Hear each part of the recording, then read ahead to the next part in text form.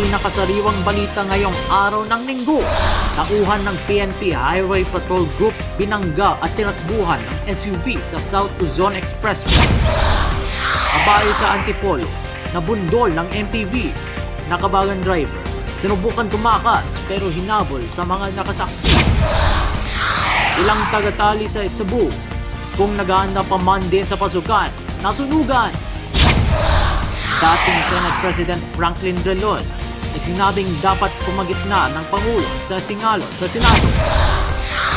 You're My Favorite song star Caprice Cayetano at The People Have Spoken Hope, Heart Evangelista, nagkasama sa All Out Sundays. At dahil back to school na ulit bukas, what you think? Saan kaya pinaka-na-excite ang mga estudyante?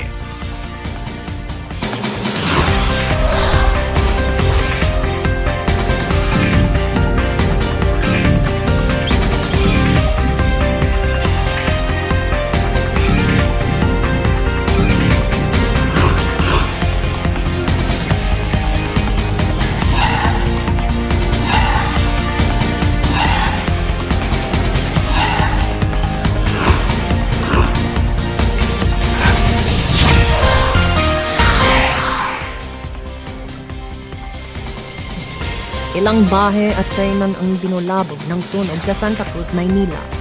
Inabot ng halos isang oras ang pag-apula sa apoy. Sa Barangay San Vicente naman sa Quezon City, 2 bahay ang natupok.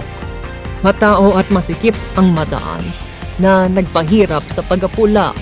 Tinutukoy pa ang sanhi at halaga ng pinsala sa parehong sulog na wala namang naitalang nasaktan. Magandang hapon po. Sumemplang sa SLEX ang isang tauhan ng PNP Highway Patrol Group matapos siyang banggayan at takasan ng isang SUV. Tinutuntun pa ng mga otoridad ang driver ng SUV. Ang tingin ng LTO, sinadya ang pagbangga. Ang nahulikam na insidente, tinutukan ni Nagito Kumayda. Sa dashcam video mula sa Highway Patrol Group Region 4A, kitang banayad ng trapiko. Maga kahapon, southbound ng South Luzon Expressway, malapit sa MCX exit sa San Pedro, Laguna, nang biglang sumalpok ang isang SUV sa pulis ng HPG. Dire-diretso lang ang SUV habang nagpagulong-gulong sa kalsada ang pulis, pati na ang kanyang motorsiklo. Nakatayo rin siya kalaunan, pero tila may sugat at nagkapunit ang pantalon. Kinilala ang pulis na si Patrolman Jeric Ayayay. Sabi ng HPG, nagtamo ang pulis ng minor injuries at nasa maayos ng kondisyon. Sinusubukan pa naming makuha ang pahayag ng biktima. Gumugulong ng investigasyon para matunto ng tumakas na motorista. Nananawagan ng HPG sa publiko na magbigay ng impormasyon na makakatutulong sa investigasyon. Kinundina naman ng National Police Communication o NAPOLCOM ang insidente. Tingin naman ng hepe ng Land Transportation Office. Sinadya niya, sir, ang bilis ng dating niya, tapos tinamaan niya yung motor. Tapos hindi siya huminto. Alam na niya tinamaan niya. Dapat huminto siya o sumuko siya dun sa tollgate. Anya dahil malabo ang plaka sa dashcam video, sisilipin nila ang mga CCTV sa SLEX. Oras na matukoy ng LTO ang plaka at may-ari ng sasakyan, ipatatawag nila ito. Iaalarma ang SUV at posibleng ma-impound. Otomatiko ring suspendido ng 3 buwan ang lisensya ng driver habang may investigasyon.